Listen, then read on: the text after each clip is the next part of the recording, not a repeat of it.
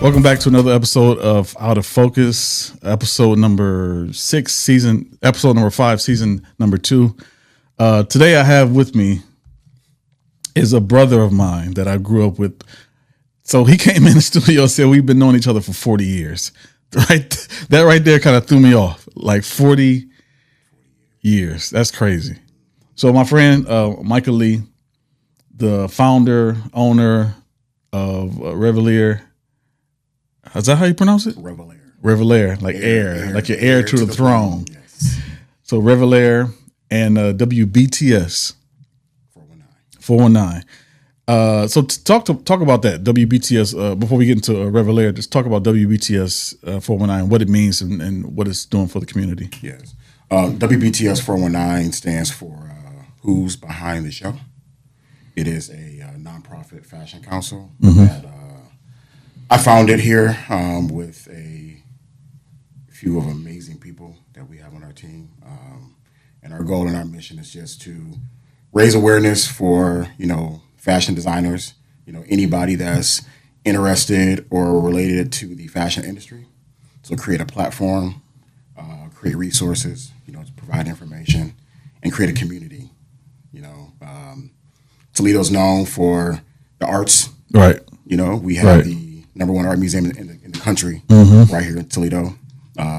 You as a musician would know that we have, a very extensive background in music here in Toledo. Yeah. But fashion is also a part of the arts. Right. And so at one time, we had that community here. It was a staple here for a while, but then I think over the years, kind of dissipated. Yeah. What was it though? Like, and who put that together? Well, back in the day? Yeah. I don't know. Okay. Yeah, I'm not 100% sure on that. But what I do know is that I recognize that there was a lot of us here who still have a passion and love for the fashion industry, and we had no community. Yeah. There are different pockets of different people doing different things. Right. But in terms of getting people together, we just didn't have a whole lot of that. And so I decided that we wanted to create that. And so here we are. That to me, when I saw that, I'm like, okay, that's something that's needed. There was a void there. Like for me, that's what I did when I created the 419 Grind, because there were musicians, there were artists who were getting no recognition throughout the city. Right. There were big artists that who leave Toledo and get their recognition outside of Toledo, but in Toledo there was no artists getting recognition like for who they are, for the music that they made, or for the musician that they were and producing. So for you to create that, that's big ups to you for doing that. And where do you take that from here, from starting that? And you did the fashion show a couple weeks ago. How did that come about? Well, again, it goes back to wanting to create a platform for designers. And so I reached out to a couple different locations because the idea initially was to create a platform, like I said, for designers, but do it in an unconventional way, right? So the easiest thing, to do is to, get a building, get a runway, get some chairs, get some music, some lights, and boom, right? Which is cool. Right, right. But, I felt like I wanted to do something just a little bit off the scale. Yeah. So had a couple different ideas. Didn't really pan out, the way I really wanted it to. But reached out to Matt Killam from over with the Metro Parks. And, if you know Matt's an amazing dude, man. And so I told him, I said, hey, man, like this is the idea that I have. And he says, let's make it happen. Wow. And so we created a partnership with them. And the most unconventional place I could think of related to the Metro Parks was the Ribbon. Downtown with the ice skating rink, during the winter, and the roller rink during the summer. Yeah. And so I saw that and I was just like, this is it. Now I didn't make it to the event, but seeing the photo of the overhead shot, like how in the world did y'all make that happen? Well, make it work. Yeah. I mean, I have an amazing team, and I'm creative to a certain extent, but the best thing about what we have right now is I have a group of people that are around me who are real creators. Yeah. Who know how to take, an idea and bring it into fruition. Right. So, shout out to Jessica White, Jada, Rhonda, Amanda, Shayna, Jason Young, Zion. You know, this team that we had, man. It was like I told them what I saw, what I wanted, and so you're visionary. Okay. No, you are. Yeah. I mean, no. To be honest, that's what you are, and it might not. I mean, it came at the right time. It was a time where something like that was needed in our community, in our city, and it looked good. It looked fabulous. It looked like something that you would see on Bravo. I don't know if you watch Bravo, but I watch Bravo. I'm not ashamed to say it. It's okay. Maybe in passing or something, but I watch it because that's where I got the name Project 360 from. It was back in 2002. Okay. They were doing a show called Project Greenlight, and Project Greenlight was. They put all these projects together with different filmmakers, and the studio will give them the green light on which project will go forward. So I was like, project, okay, I like that, Project 360, because I do so many different things. Right. But no, going back to you, like you're a visionary. You created something that other people can attach themselves to and say, oh, okay, I want to do that too. I want to join what he's doing and become a part of it. Like people create stuff all the time. But for you to create something and somebody say, let me jump on board and do it, that's a visionary. That's what you are. Thank you. Well, that's kind of what happened too. You know, I mean, in the very beginning, you know, we didn't really have our 501c3 status, you know, and so it was tough to try to get, you know, the sponsorships that we really needed to, you know, to make this thing happen. But like you said, because, you know, people really believed in the vision, they really believed in what we were doing. And we had a couple sponsors that believed in us and just said, hey, you know, we're going to go ahead and support. But we also had a lot of people who just donated their time, you know, and their resources, you know, to really, really help us pull this thing off. And it's solely because they believed and they, you know, they saw that what we needed was necessary. So is there going to be a part 2? We're looking to do this every year. Every year? Yeah, we want to have this as an annual event. An annual event, man. Right. You know, and the bar was set, you know. And a huge bar, a high bar. I'm okay with that because a lot of times when I see something, I see it on such a large level that I have to kind of give myself something to work up to. Yeah, you know. And so what I saw, you know, a couple Saturdays ago on the 6th was what I saw, but it was there was a level to that, you know, based on the resources that we had. You know, we were able to pull that off, right? But it was bigger. What I saw was bigger than what, you know. And a lot of people are scared of what they see, scared of what, you know, what they envision themselves to be or what their entities to be, and it shuts them down. Yeah. I mean, it happened to me because I think so big all the time. Like I that's impossible for me to do.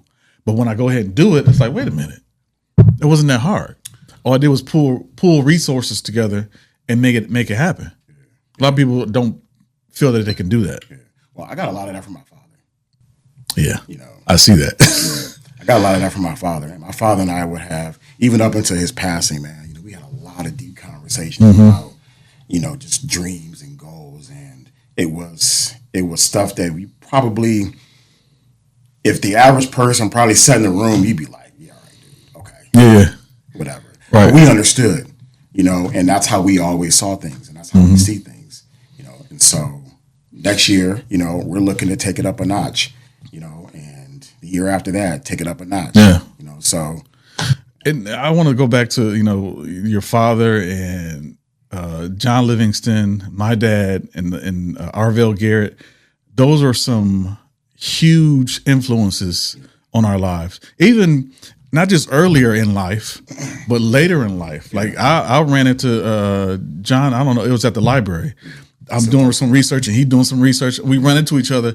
It's like, hey, can you do, Lee, I can do this. We sat down and we met every single week, the same day, talking about different stuff he wanted to do. And I said, okay, I can do it. You know, or he say, I believe you can do it. I believe you can set yourself up to the point that you can do this. Right.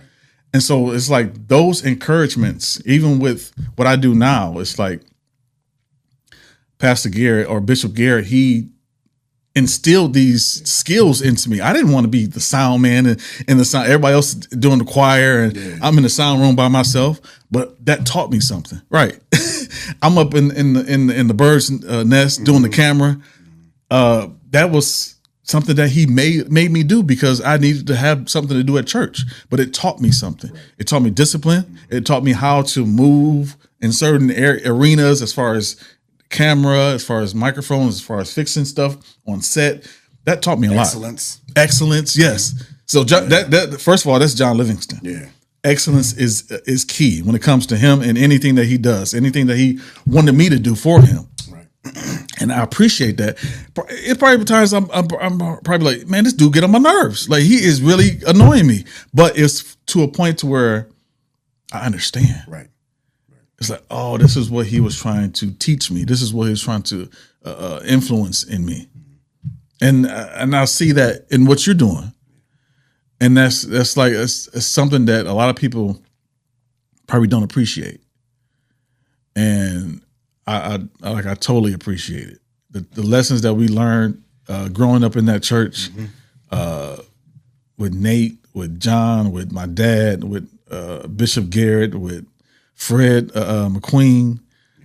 Those are some men, right, who taught us. Yeah, we're grateful for them, man, for sure. Yeah. So let's talk about Revelheir. I remember it was probably like 2018, 2019, maybe. You were talking to me about it. Like, I don't know what, like, I'm trying to come up with something, but I don't know what to come up with. Yeah. But you saw a vision. I think, honestly, even back then, I don't even know if I knew. Okay. You know, I think that I saw something, but I didn't know if I could articulate it. Yeah. You know, as well at that time as I wanted to. But, you know, obviously over the course of time, as I kind of sat with it, you know, became inspired, you know, by different things around me, it ultimately became what it is now. So what all does it encompass as far as I see the bag here, which is beautiful. That's beautiful. So what is all encompass? I see the hat, you got the bag. Yeah. Well, first of all, Revelheir means to inherit the enjoyment of life.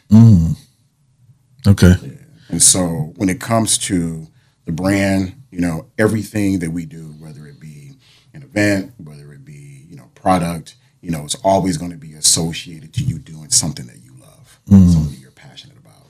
So, I mean, if it's a T-shirt and you want to go to the gym, if you're passionate about going to the gym, throw that Revelheir T-shirt on. Wow. You know, yeah. If you like to travel, you know, you're going on vacation, you know, get your nice Revelheir bag, you know, that kind of reflects, you know, the way you feel, you know, when the way you want to express. So it's all about expression. You know, that's really what it is.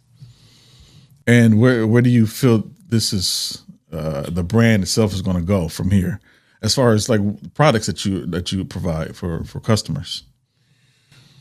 Well, I mean, right now I'm really tapping into my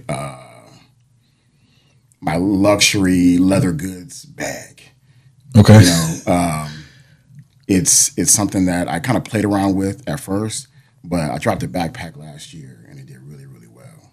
Got lots of great feedback from it. Okay. Sold through it. Wow. You know, and got it into some hands of some people who I know really appreciate those types of materials, and got great feedback from all of them. You know, and so it just drove me even more. Like, okay, so let's do something else. So with the fashion show, I dropped about 6 or 7 different pieces in the show, just to kind of sample around and get some feedback and just kind of see what people were thinking. And I got a couple of pieces I'm going to put out in the next couple of months. Now, are you designing this stuff? Yeah, so I have the luxury of being hands-on with all of it. So I get to pick out the actual material. I get to pick out the zippers, the inside lining. Like, when it comes to every aspect of that bag, like, I picked out everything on that bag. Wow.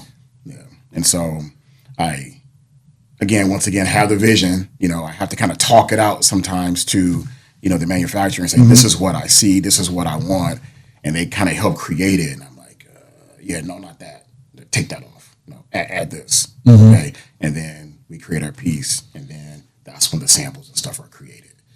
So then they'll send it to me. And if it's not right, I'm telling you, like I don't take it. Right. I don't take it. Yeah. I had a blazer that we did in the fashion show. I did that sample 3 times, back and forth overseas because it wasn't right. Wow. You know, and so again, that's that excellence. Yeah, that we talk about. So. Yeah, you gotta get what you see as far as, I mean, that's just like being a musician, or producer, I would say. A lot of people don't know that Dr. Dre is not a pianist. He can't play the piano. He can't play the keyboard. He's a visionary. He put pieces together. He has Scott Storch, who plays the keys. He has Mailman, who does the drums. He has other people who put instruments in together, but he is the orchestrator who says, okay, Scott, this is what I need here. Okay, Mel, this is what I need on this part. And let's put it together. If it don't sound right, let's start over from scratch. A lot of people think Dr. Dre is the one doing it. No, he's not. He's just I never knew that. Yeah, he's just the orchestrator. He's the visionary who puts people together and creates something that he hears in his head. Take samples or whatever, put the keys on top of the sample, put the drums underneath, and that's how it happens.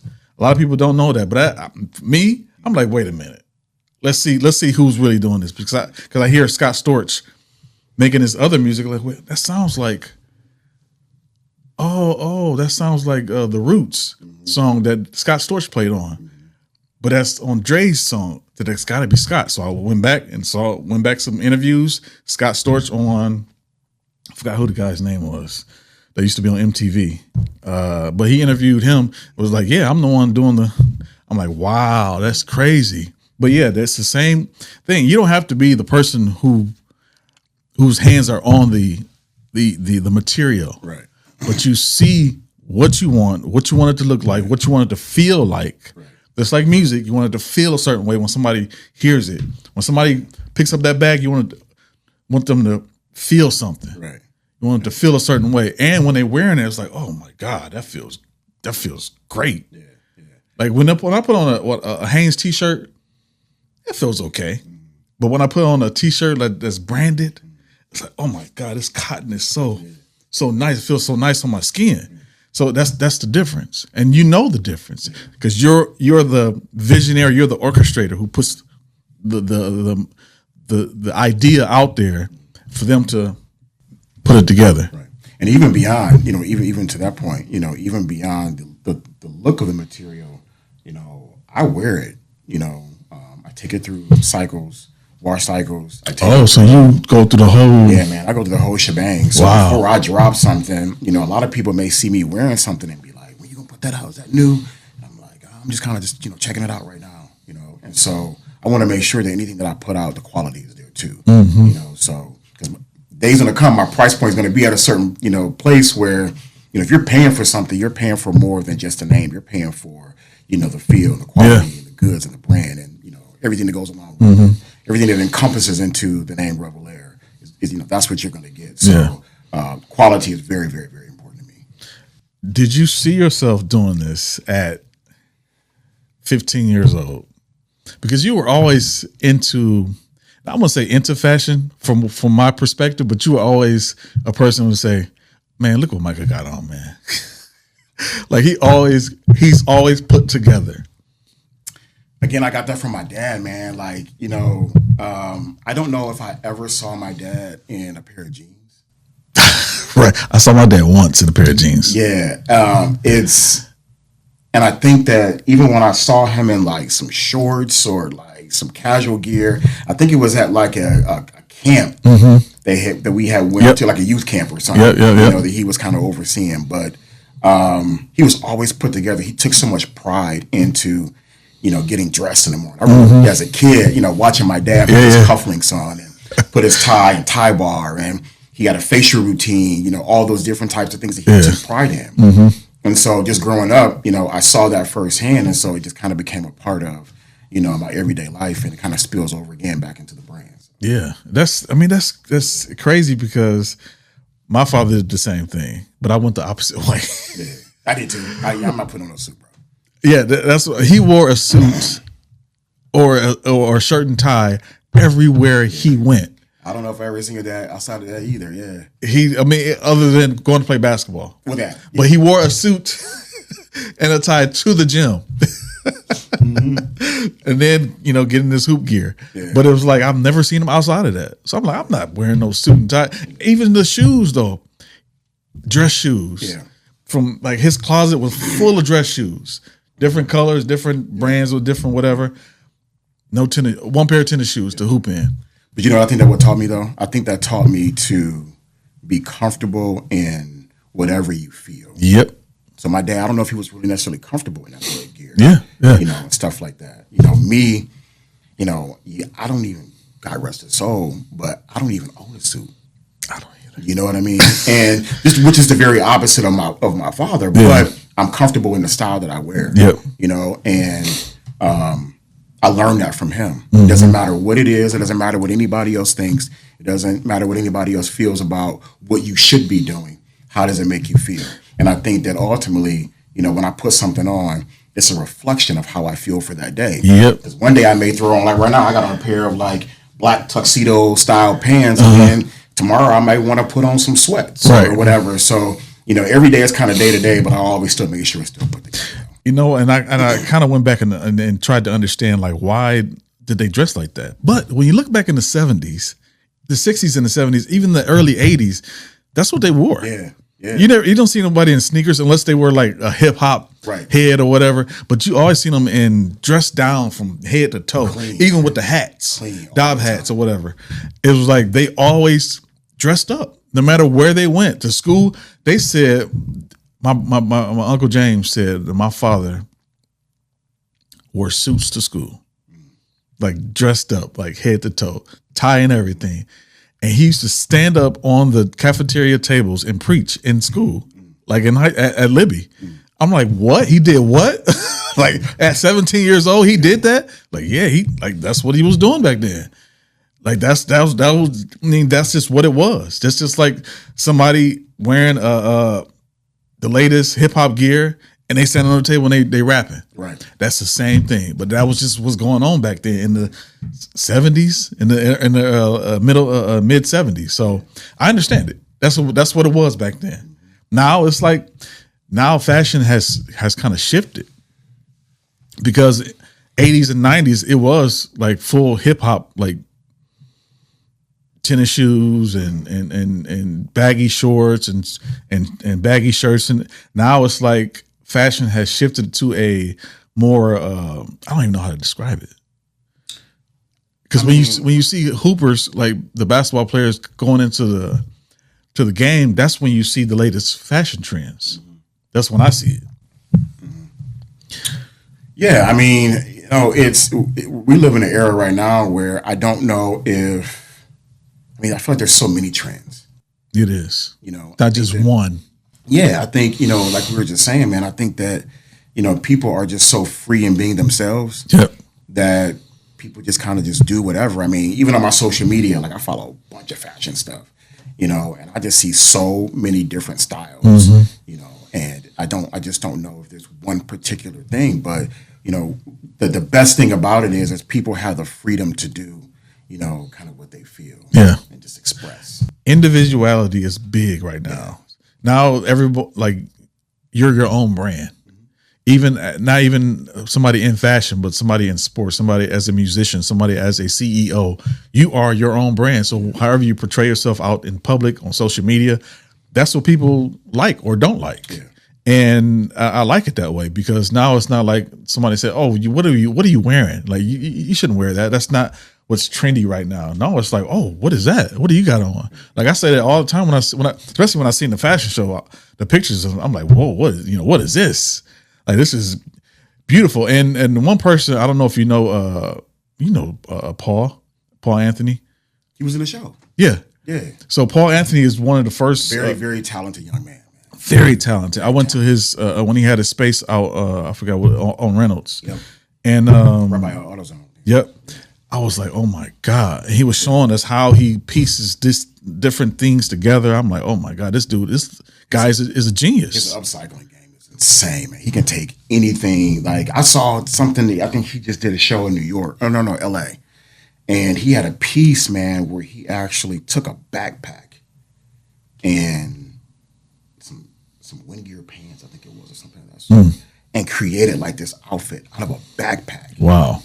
Like when you talk about seeing something that, you know, that's on a whole nother level, you know, I would have never envisioned taking a backpack and leaving it in your pants. Yeah. You know, but again, that is a testament of what's in the city. Yeah. You know, yeah. That is why, go back to WBTS 419, that's why we're doing what we're doing, because there's people like Paul. There's people like Jason Young, you know, like there's so many different people who are in the city, man, that are just gifted. And I want to make sure they're seen. I want to make sure they're heard. Now, some people may not want, you know, the limelight, you know, but that's okay if they choose not to go that route. But, you know, if you want it, I'm going to find a way to help provide it for you.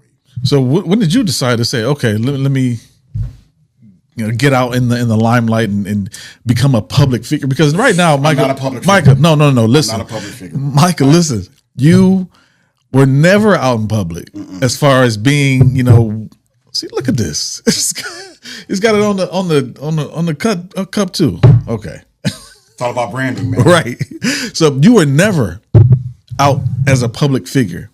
You're 46, right? I'll be 46 in January. So you're 45 right now. What made you decide, okay, this is it? It's time. Like, because we had this conversation before we started. Like, people who know me personally, people who've known me since I was a kid, know, especially my family, know that I'm not a public speaker. Know that I'm not a person who's going to be out on the mic and say, hey, no, that's not me. No. And you're the same way. I'm not that way at all. At all. People don't realize I am more of an introvert than what it seems. Yeah. You know, when people see me, a lot of times they kind of see me in my comfort zones.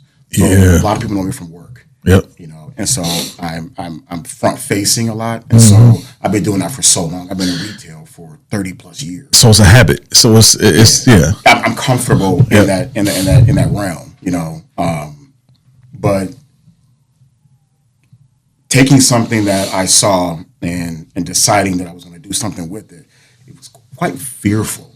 You know, I was very fearful, and I'll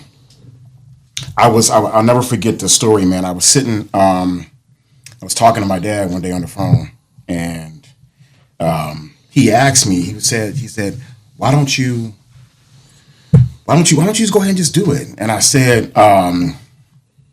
you know what, Dad, fear is afraid of me. And he said, what did you say? And I said, fear is afraid of me. And he said, So I didn't know where it came from. I Googled it. And at the time when I Googled it, nothing came up. Nothing came up. What? Now, when I Googled it, there's different entities that popped up. It talked about what is fear, how to overcome fear. But that phrase, and I thought maybe I had heard it like, you know, in a movie or in a song, and I had kind of just replayed it. Never came up. So the more I thought about it, you know, he's like, well, what do you mean by that? And I told him, I said, yeah, fear to me is the biggest bully known to mankind. Yeah. Right? Yeah. Fear is the biggest bully known to mankind. And if you have a bully is only going to try to intimidate those that he knows that he can. But that bully to me was fear. Yeah.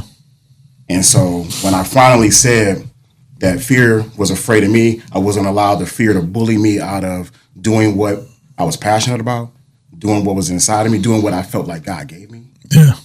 Most importantly. Right. That's when the floodgates open. The floodgates open. And then the second part about this was a couple years after that, I had a conversation with Will Lucas. And by the way, I want to say this before you continue with the Will Lucas story. I don't know if he knows this or not, but Will is a big influence on what I do. Like he is, to me, he is one of the greatest minds in the city. 100%. Not just in the city, but as far as what he does, he's one of the greatest minds of what he does. Yeah. And I look to him as inspiration. Because he's so dope, coming from where he came from to build what he's building and continue to build now. I just want to say, like, he is I know he's younger than me, but I look up to him. Yeah. Shout out to him, man. Yeah. He like you want to talk about again excellence. Yeah. Like he definitely carries a spirit of excellence. Oh yeah. Any and everything he's done. Yeah. I used to ride out to when he was doing 107.3. Right out to the radio station. Turning out there with him. So I've kind of seen the evolution of him being who he is and what he's done. So. But I remember when he had just was getting ready to open up Toll House, and I had went down there, and he was kind of showing me the space, and again, being a visionary, right? Yeah. He that is what he is, and everything that it was. Now, mind you, it was an open floor plan, and so he was kind of talking. I'm gonna put this here. I'm gonna do this. I'm gonna do this. I'm gonna do this, and he's done it. Yeah. When we were finished talking. We were sitting up in the one, which is now in the front, which is now bar one, and we were just talking. And he's like, "So what are you gonna do, man?" Da-da-da-da. And I'm just telling him, "Yeah, I got this idea." Da-da-da-da. And he looked at me. He just said, "Man, go." I don't think he wanted to hear anything else that I had to say after that. He was just, "Go." Right. And a lot of times I hear that, it's just go, just go. And even now, if I run into him, I like, "What's up, dude?" And we start talking. Hey man, just go. And so I think that that is one thing that I just keep playing to myself, because the fashion game is not easy. Yeah. It's a lot to it, especially when you don't know something. And we just talked about this a minute ago. Sometimes you don't know what you don't know until it's time for you to know it. Right. And a lot of people would be intimidated by that. It can stunt them. I'm 100% determined, man, that what I see, we're going to make it happen. So how do you get through that? Like what do you do to get over the things that you don't know in when it comes to fashion? I mean, you got to want it, man. At the end of the day, you have to want it, because this is not 20 years ago. This is not 30 years ago. We have access to information right now that is available at any given moment. I can pick up this phone right here and do anything I want. Yeah. Access anything that I want. Yeah. One of my dudes that I know, man, like my dude Selly, man, I think he redid his kitchen, by watching a YouTube video. Wow. You see what I'm saying? Yeah. So it's what I would tell anybody is if it's inside of you, then find a way. Start. Right. And then as you continue to walk. As you're walking throughout the process, whatever is meant for you will find you. Yeah. In this process with Revelheir, in this process with WBTS 419, I've had so many people just along the path of me just going, just say, "How can I help, man? How can I, what do you need?" And that would have never happened if I would have just stopped and just sat and just tried to figure it out. Yeah. You got to do something. And I felt the same way when I started the 419 grind. Like, first of all, I started in 2012, and it was just a blog that I was doing, whatever. But the main intention was to do interviews with local artists, local entrepreneurs, and back in 2018, I started listening to podcasts. Like, okay, maybe I can do this, but I'm not really a people person, because when I did the interviews, I had the artist or the person on camera, and I'm somewhere you can't hear me or see me, because it's just me. I don't want to be on camera, whatever. But when I started doing when I did my first podcast, I'm like, okay, this is comfortable.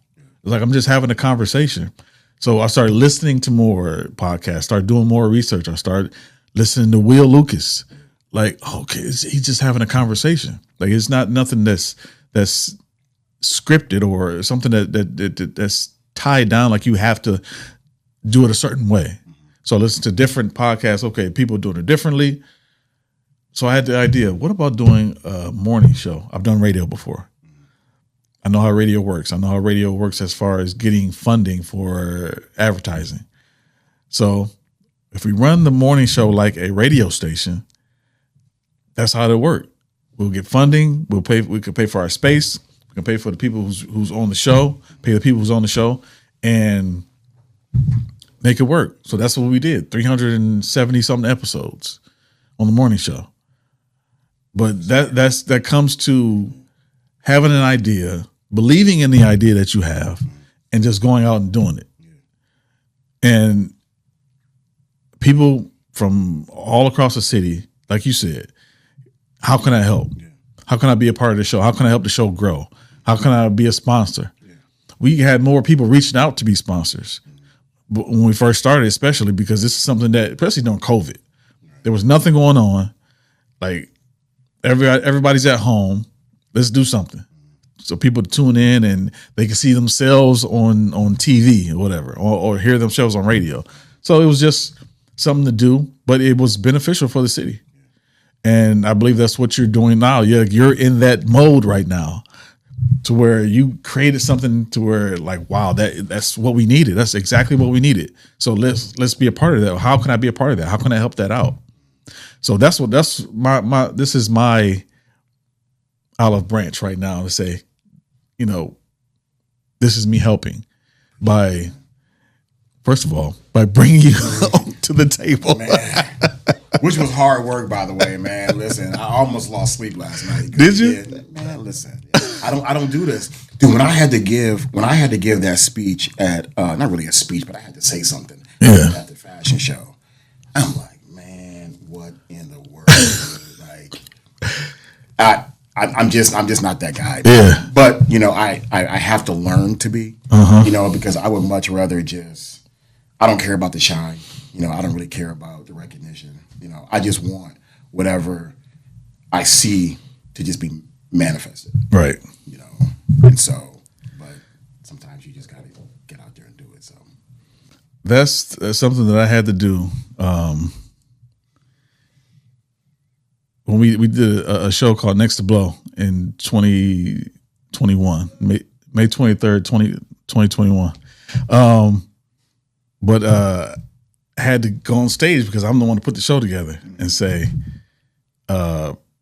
thank y'all for coming out. God bless you. Good night. That's all I said. Yeah. Because I'm not the person. That was Russell Simmons. Yeah. That's not the type of person that I am to say to be out front and doing stuff. So we've been doing this for almost 40 minutes now. I know you're. Has it been that long? Yeah. Oh, that's good. All right. I'm doing all right then. All right. So one thing I always talk about is gratitude, especially like I pray every morning, no matter what. No matter, it's been years since I missed a day of prayer, but gratitude and being grateful to God for what He's provided, that plays a big part in my life. And I always ask people on my show, like, what are 3 things that you're absolutely grateful for? Just 3. I know it's more, but man, I mean, that's 3 things that I'm grateful for. I think number one, you want to talk about prayer. I'm grateful for what my parents instilled in me when it came to prayer. Yeah. That is what's gotten me through a lot of situations in my life. Mm-hmm. And how to go to God for yourself, Yeah. as they would tell us. Yeah. I'm grateful for that. I'm grateful for the people that I have around me right now that are just so supportive. Mm-hmm. Because when you're building something, you can do it alone. Yeah. It's a very tough road when you're doing it alone. But I'm grateful for the people that are surrounding me with support, and encouragement. Creating a platform for me. To be able to create a platform for others. Yeah. So I'm grateful for that. And then the third thing I'm grateful for, man, it's a lot that I'm grateful for, man. I think I'm grateful for my young men, my sons. Yeah. I'm grateful for my sons. I think that, they inspire me to do what I do. Mm-hmm. I want to be an amazing example to them, to show them what it looks like to, to just grind things out sometimes. Yeah. So I'm grateful that we have the relationship that we have, to where I can, really pull on them sometimes.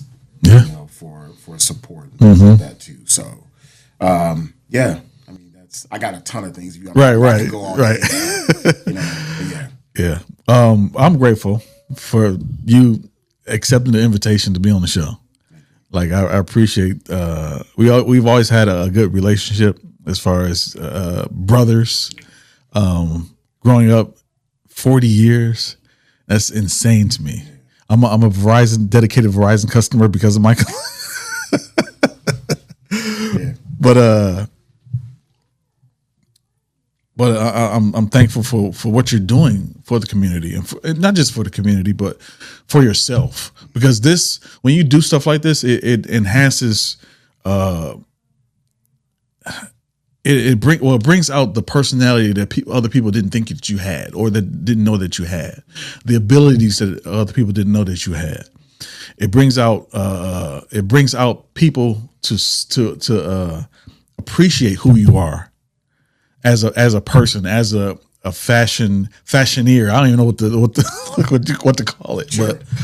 but I absolutely appreciate you taking the time out and doing this. So how can people reach you on social media? Is there websites available? Yeah. I've seen both websites.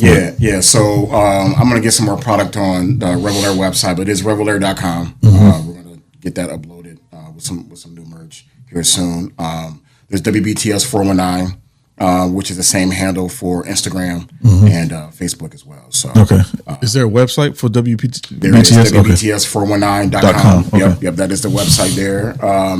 There is a link on there where if you need support, like if you actually to be honest with you, a lot of our hair and makeup artists that we have for the show, we got from our website. Oh wow! Just jumped on and was like, hey, this is what I do. Blah blah blah blah blah. How can I support? Wow. So I'm grateful that that we had the website because it provided that resource for our models and designers. Absolutely, yeah. But yeah, so those avenues right there, man. WBTS419.com, Revelheir.com, and then the same Revelheir and WBTS419 for Instagram too. Your personal Instagram? You don't want people to my personal Instagram? I don't even know what that is. Is it just? I think it's M_Lee. Shoot, dude, I don't even know. It is. Yeah, it's M_Lee 31. Yeah, that is my personal Instagram. That's it. All right, appreciate. Thank you, bro. I really appreciate you. I really appreciate you helping me get out of my box. Stretching me. Yeah. A little bit. This was important to me and my growth. Because now, when other avenues reach out and say, "Hey, we need to speak to the founder, the owner of WBTS or Revelheir," it's going to be at the bottom of the screen, Revelheir. But when people reach out to you, you're going to feel more comfortable. Yeah. Even when it's WTOL, 13 ABC. Are you manifesting this right now? Yeah, that's what's going to happen. I guarantee. But I look forward to what you're going to do next. So, thank y'all for watching the show. Thank our guest, Micah Lee. We'll see you next time.